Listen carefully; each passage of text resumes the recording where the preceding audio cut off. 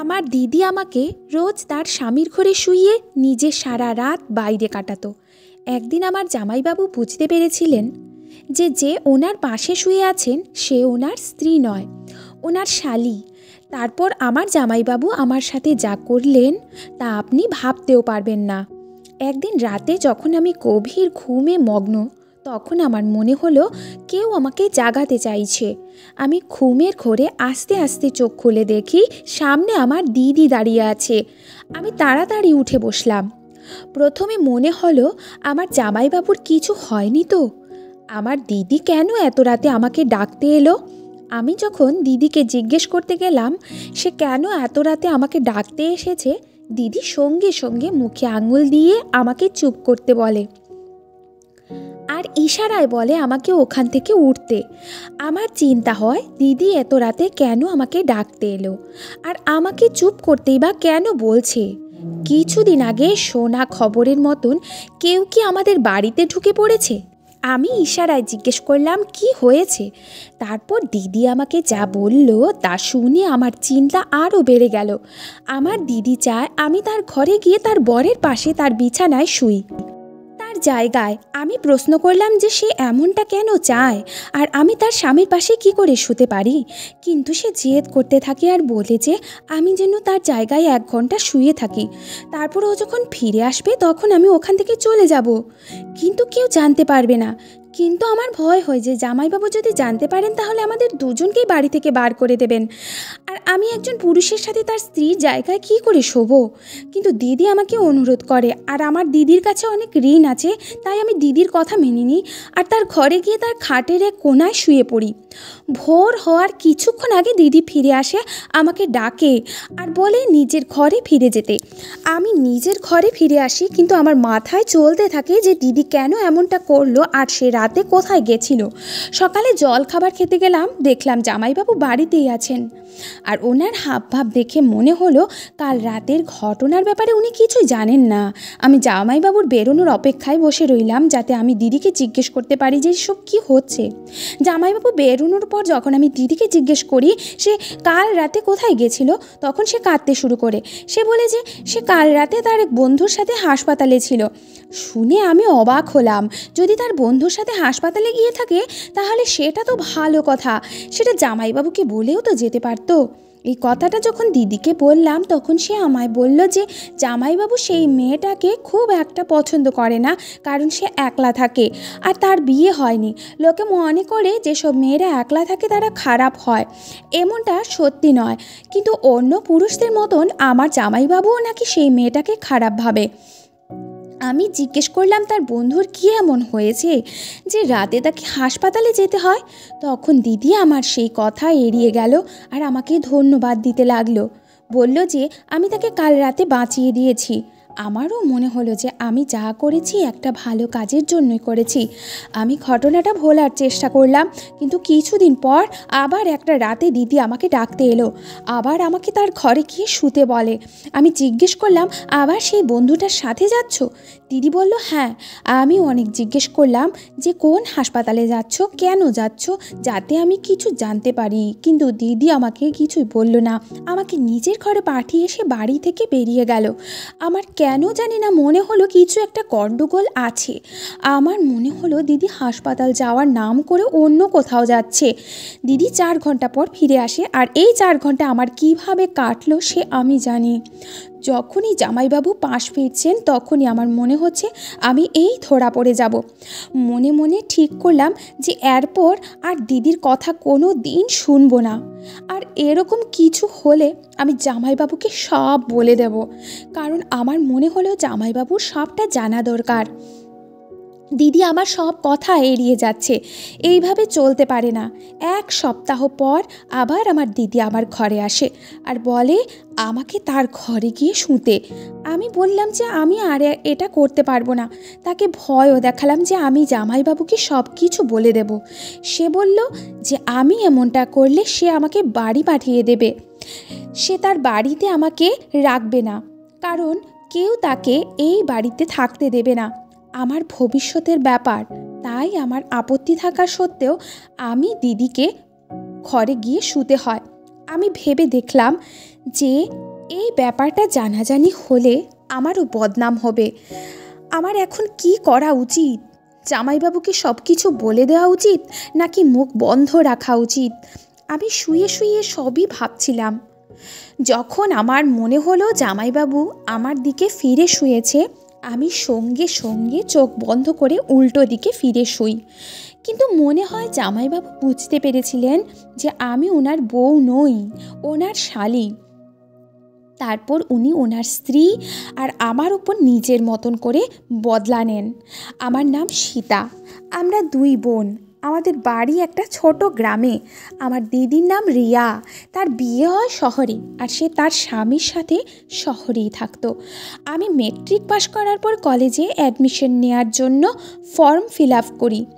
যেই কলেজে আমার গ্রামের বাকি মেয়েরা পড়তো সেই কলেজেই অ্যাডমিশন নেই।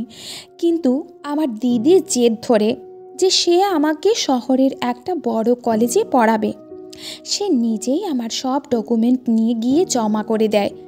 আমার অ্যাডমিশন হলো। তখন দিদি নিজেই বলল আমি যেন তার বাড়িতে থেকে পড়াশোনা করি। সে মা বাবা আর জামাইবাবুকে কি করে রাজি করালো তা আমি জানি না।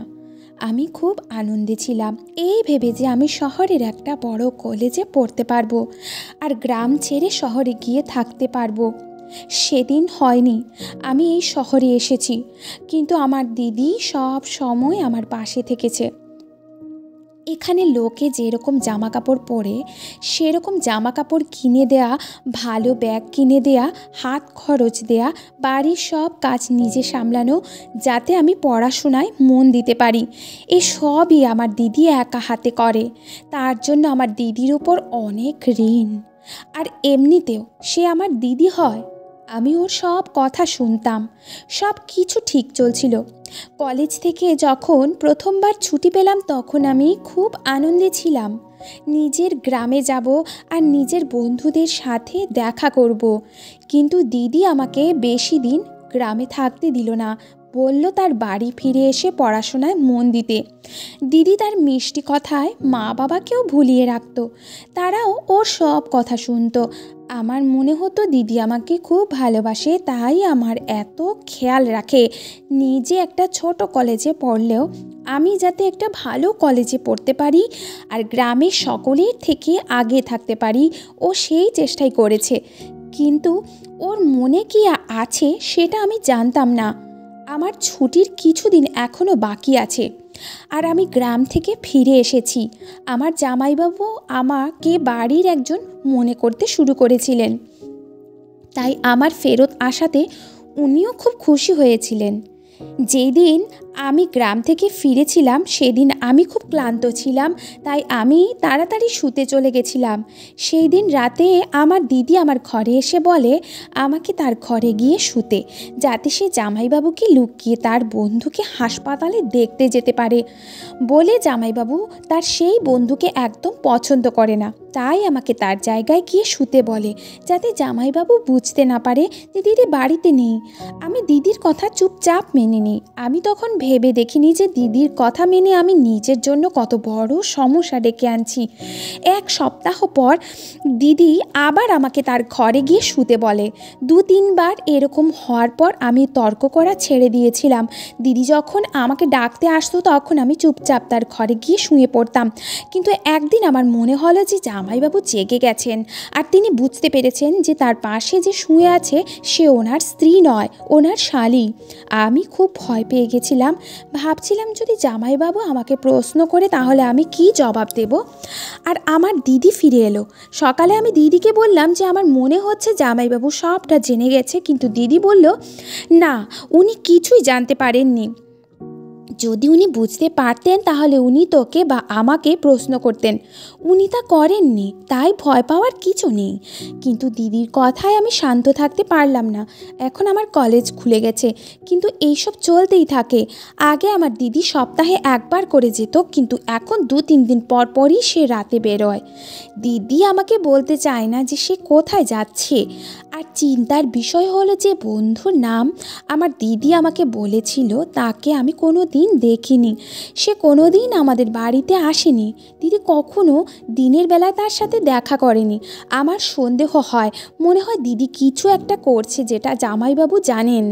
আমি ঠিক করলাম যে ব্যাপারটা জানাজানি হওয়ার আগে আমাকে সত্যিটা জানতে হবে।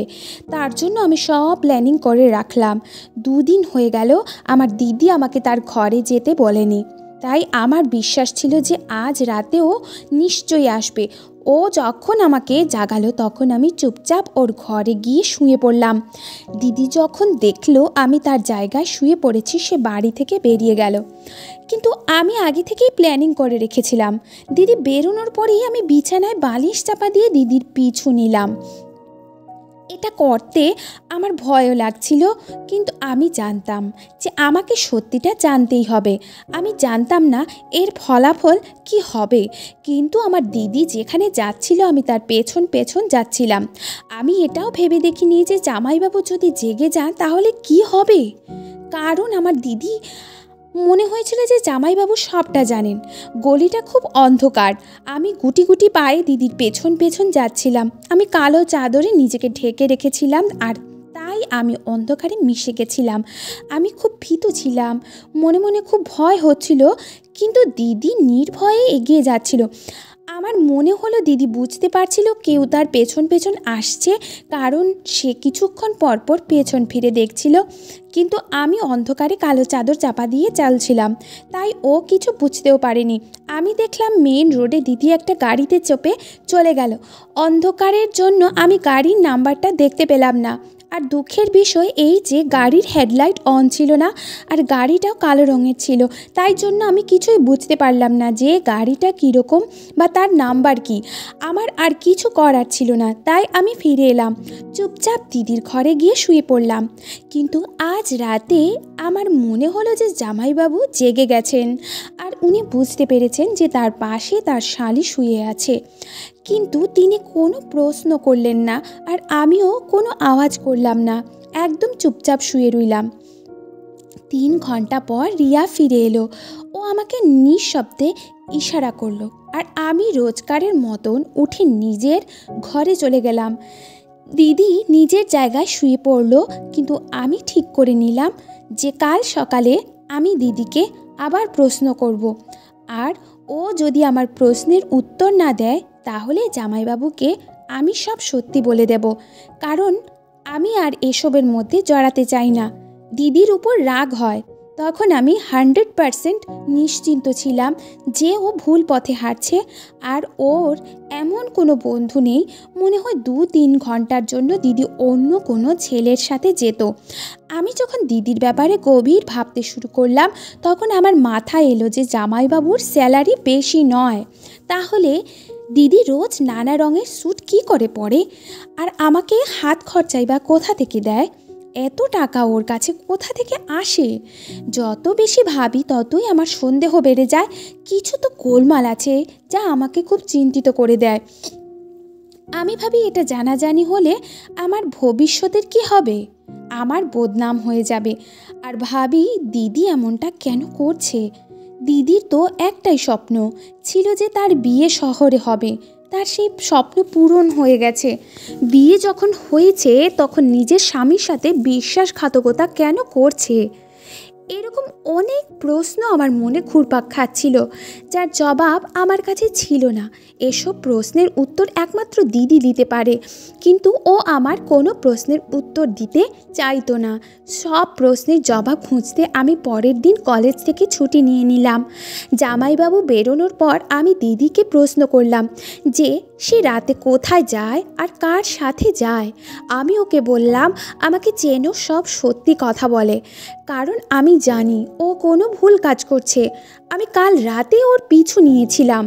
ও যদি এখনও আমাকে সত্যি কথা না বলে তাহলে আমি জামাইবাবুকে সব বলে দেব।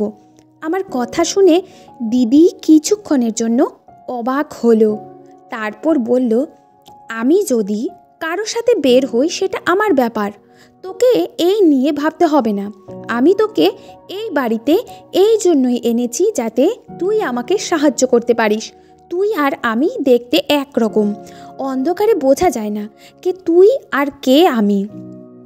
আমি যা বলবো তোকে তাই করতে হবে। যতদিন আমি চাইবো তোকে আমার ঘরে শুতে হবে।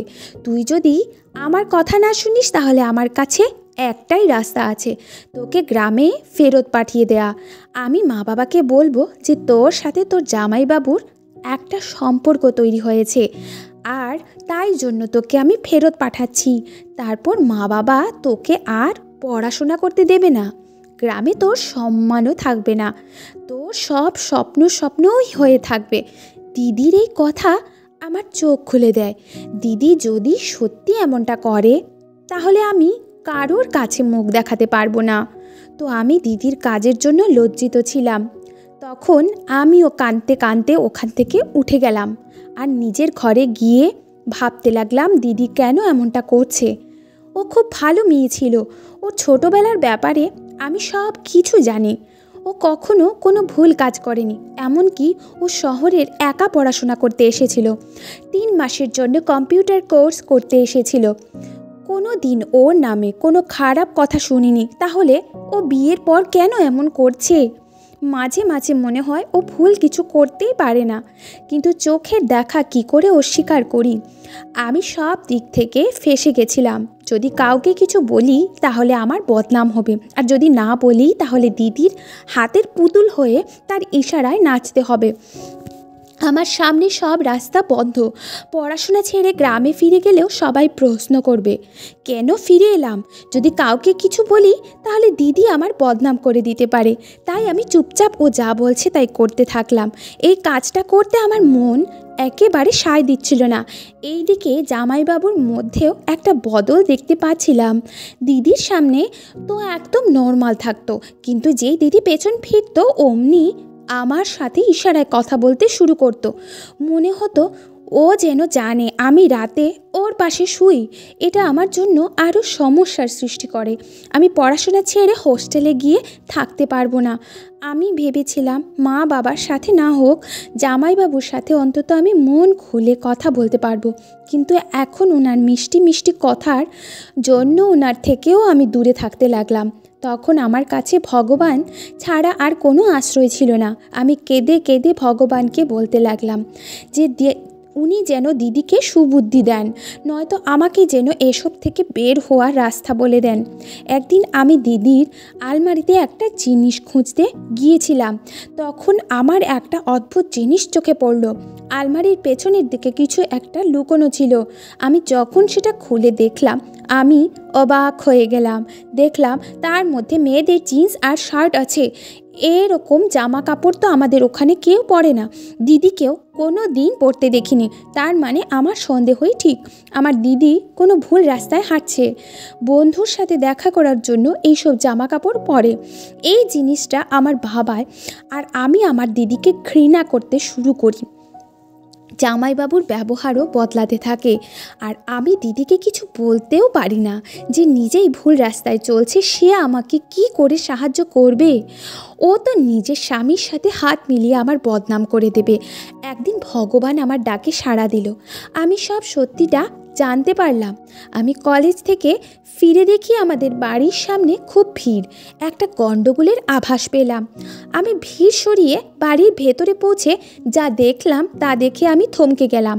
পুলিশের লোক আমার জামাইবাবুকে ধরে রেখেছে, আর আমার দিদি পাশে চুপচাপ দাঁড়িয়ে আছে। আমি জিজ্ঞেস করলাম এসব কি হচ্ছে? তখনই আমার দিদি আমাকে ধরে তার পেছনে দাঁড় করালো আর বলল চুপ করে দাঁড়িয়ে থাকতে। আমার মনে হলো যে দিদি জামাইবাবুকে পুলিশের হাতে ধরিয়ে দিচ্ছে যাতে ও অন্য কারোর সাথে সম্পর্ক করতে পারে। যখন আমি দিদিকে এই কথাটা বলি তখন ও আমাকে চুপ করতে বলে। জামাইবাবু চিল্লাতে থাকে আর পুলিশ তাকে ধরে নিয়ে যায়। বাইরের লোকজন চলে যাবার পর আমি দিদিকে রেগে বলি যে জামাইবাবুকে গ্রেপ্তার করানো তার উচিত হয়নি। জামাইবাবু কি দোষ করেছেন? দিদির যদি তাকে পছন্দ না হয়ে থাকে তাহলে সে তাকে ডিভোর্স দিতে পারত, কিন্তু একজন নিরপরাধ মানুষকে গ্রেপ্তার করানো একেবারেই উচিত নয়। আমার দিদি বলে সে নির্দোষ। কি করে হতে পারে? ও তোকে বিরক্ত করতো না? এটা শুনে আমি মাথা নিচু করে দাঁড়িয়ে রইলাম। দিদি আমাকে বলে তুই ওখানে বস, আমি তোকে আসল ঘটনাটা খুলে বলি। তারপর দিদি আমাকে যা বলল তা শুনে আমি আকাশ থেকে পড়লাম। আমি পুরো গল্পটা দিদির ভাষায় বলছি। তোর মনে আছে আমি বিয়ের আগে 1 মাসের কোর্স করতে এখানে এসেছিলাম? আমি বললাম হ্যাঁ মনে আছে দিদি। বলে যে এটা কোনো কম্পিউটার কোর্স ছিল না, আমি পুলিশ ফোর্স জয়েন করেছিলাম আর তারই ট্রেনিং নিতে আমি এখানে এসেছিলাম। এই কথাটা বাড়িতে কেউ জানতো না, শুধু দিদি আর মা বাবা জানতো। কিছু বছর পর আমার সম্বন্ধ আসে আর মা বাবা জোর করে আমাকে সেখানে বিয়ে দিয়ে দেয়। প্রথমে আমিও বিয়েতে খুশি ছিলাম, কিন্তু বিয়ের পর যখন দিদি জামাইবাবুকে বলে যে সে পুলিশ ফোর্স জয়েন করতে চায় তখন জামাইবাবু আপত্তি জানান। দিদি জামাইবাবুকে এটা বলেনি যে সে অলরেডি পুলিশ ফোর্স জয়েন করে ফেলেছে। কোন দিদি কাজে জয়েন করে তখন ওর হেড ওকে বলে যে যেন রিজাইন না করে, ওকে রোজ ডিউটিতে আসতে হবে না, পুলিশের যেসব গোপন মিশন হয় তাতে যেন ও সাহায্য করে। দিদি এতে রাজি হয়। সবাই এটাই ভেবেছিল যে বাড়ির চাপে তার স্বামী তাকে পুলিশ ফোর্স জয়েন করতে বারণ করে। এবার দিদিকে একটা গুপ্ত গ্যাংয়ের বিরুদ্ধে প্রমাণ জোগাড় করতে বলা হয়েছিল। এই কাজটা সে তার স্বামীকে না জানিয়ে শুরু করেছিল। এই গ্যাংয়ের ব্যাপারে খোঁজখবর করতে গিয়ে দিদি জানতে পারে যে তার স্বামীও এই গ্যাংয়ে এরই একটা অংশ, আর এই কারণেই তার স্বামী তাকে পুলিশ ফোর্স জয়েন করতে বারণ করেছিল। তাই দিদি একটা জুয়া খেলার সিদ্ধান্ত নেয় আর তাতে আমাকে ব্যবহার করে ও রোজ রাতে যে বেরিয়ে যেত সেটা ওর কাজের জন্যই যেত। আমার মতন দিদিও জানতো যে জামাইবাবু সবটা জানেন। তার স্বামী বরাবরই জানতো যে সে রাতে বেরিয়ে যেত, কিন্তু তার নজর তোর ওপর ছিল, তাই উনি আমাদের কিছু বলতো না। তার এটাই মতলব ছিল যে একদিন সে আমাদের হাতে নাতে ধরবে আর এই ঘটনাকে বাহানা বানিয়ে আমাকে ছেড়ে দিয়ে তোকে বিয়ে করবে। আমি সব কিছু জানা সত্ত্বেও চুপ করে সব সহ্য করছিলাম, কারণ আমি জানতাম যে এই সবটাই একটা খেলা। আজ আমি নিজে ওকে গ্রেপ্তার করিয়েছি কারণ আমি নিজের স্বামীকে হারাতে পারি কিন্তু নিজের দেশের সাথে বেইমানি করতে পারি না। আমার ভেবে লজ্জা লাগলো যে আমি দিদির সম্পর্কে কী সব ভেবেছিলাম। আমি দিদির কাছে ক্ষমা চাইলাম আর দিদি এক কথায় আমাকে ক্ষমা করে দিল। এরপর দিদি তার স্বামীকে ডিভোর্স দেয় আর পুলিশ ফোর্স জয়েন করে। আমি এখনও এই শহরেই থাকি, কিন্তু এখন আমার মাথার ওপর কোনো জামাইবাবুর হাত নেই আর আমার এই ভয়ও নেই যে আমার দিদি আমাকে কোনো খারাপ কাজের জন্য ব্যবহার করেছে, কারণ চোখের দেখা সবসময় সত্যি হয় না।